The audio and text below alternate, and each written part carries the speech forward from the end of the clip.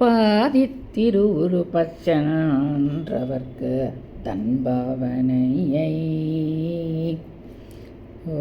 ஓதித்தநாதனை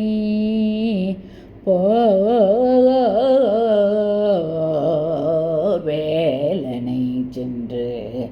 போற்றி உய்ய சோதித்தமை அன்பு பொய்யோ அழுது தொழுது உருகே சாதித்த புத்தி வந்து எங்கே எனக்கு இங்கள் சந்தித்ததே